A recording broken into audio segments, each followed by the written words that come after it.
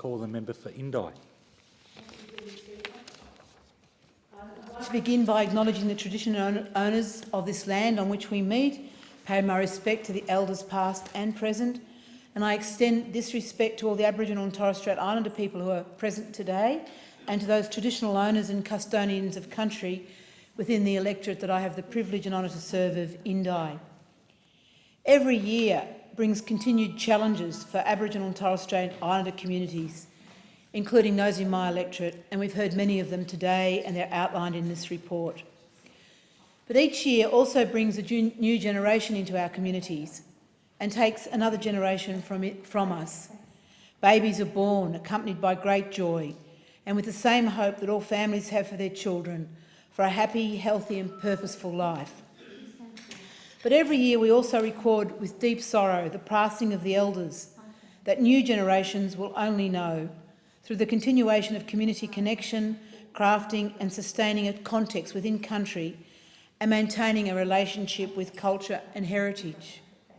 And there have been many good leaders that I've had the privilege to know during my time as a member for Indi, and I acknowledge them. But during the 2.5 years of me holding this honoured position, I've been very proud and excited to know many elders and Indi community groups, the Gadada, the Dirawira, the Duturawa, the Wodonga Aboriginal networks, the Tungarang, the Bangarang and the Pangarang people. And I've had the opportunity to be a guest at the Mungabarina Aboriginal Corporation during the wonderful visit by the Governor-General and Our Lady Cosgrove. And I've also had the pleasure of meeting and learning from the Koori First Steps Kindergarten in Wodonga and the many health activities taking place. And it's been a time of great achievement. I was so proud to come into this place and make an apology on behalf of the stolen generations. I've been really pleased to meet up with the various advisory groups right across the electorate and to particularly work with them on mental health, jobs and education. I've been really pleased to meet with the Honourable Ken Wyatt when he was chair of the Committee for Constitutional Recognition and talk to him about the issues facing the people of North East Victoria. I've been pleased to be part of the many celebrations of NAIDOC Week and meet the many communities involved during that very important time. I've been pleased to welcome to this place, to Parliament House, Aboriginal and Torres Strait Islander groups, and particularly to some of the women's leadership groups that are taking their place in leading their communities. I've been very pleased to be part of the local Indigenous network movement around Victoria and opportunities to meet with the workers and the staff and the community groups that are linked in those networks. I was very pleased recently to have the privilege of going to the Burrajar Indigenous Culture and Environment Discovery Centre on the causeway between Albury and Wodonga, juxtaposed between our two cities. The Burrajar Centre offers educational and general interest programs that focus on Aboriginal culture, heritage and environment, particularly for people, visitors, tourists, and acknowledging the role that Aboriginal people have played in this really important part of the country on the banks of the Murray River for so many years. At Albury Wodonga, the two big rivers, the Kiwa and the Murray, come together, and just east of us, the Murray and the Mitta come together. So these are major fertile places for clearly that Aboriginal people have lived in and inhabited for a very, very long time. So it's fantastic to be part of the Burrajar community and see how life perhaps was lived then. And I'd particularly like to acknowledge the support and the guidance of Alicia Weekly in showing me around this centre and giving me the time to understand how it worked. The centre was set up in 2002 with funding from the philanthropic group, the Ian Potter Foundation, and it was supported by Community Development Employment Program, the CDEP, and also in partnership with Parklands Albury Wodonga. It operated really well for a while, but now is being supported by volunteers and is not nearly reaching its potential. But nevertheless, the partnerships still exist with the North East CMA, Gateway Community Health, the SEED project, relationships with the Cape York Natural Resource Management Board, Landcare groups, Albury Wodonga Aboriginal Health Services and Murray Wildlife.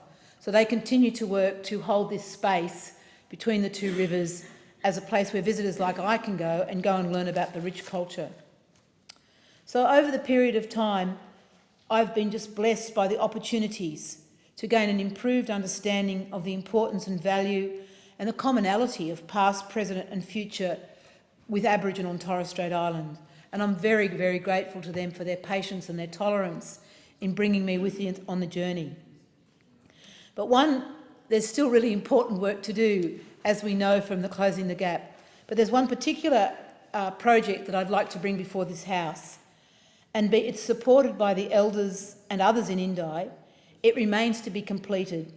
And I would say the area that we're looking at is central northeast Victoria.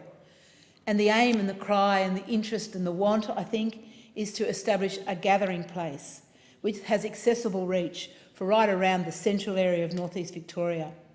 Elders and other community leaders have long recognised that connection and community, culture and country all work together to secure a happier, healthier and more purposeful living. We understand that the central northeast of Victoria has a gap. It's missing this gathering place that can provide a wide range of cultural, educational and health-related services and activities which other regions enjoy, such as what I've talked about in Albury-Wodonga. Sitting somewhere between Shepparton and Albury-Wodonga, Wangaratta and District is a significant gap that more than 300 Aboriginal and Torres Strait Islanders have commenced a journey to close.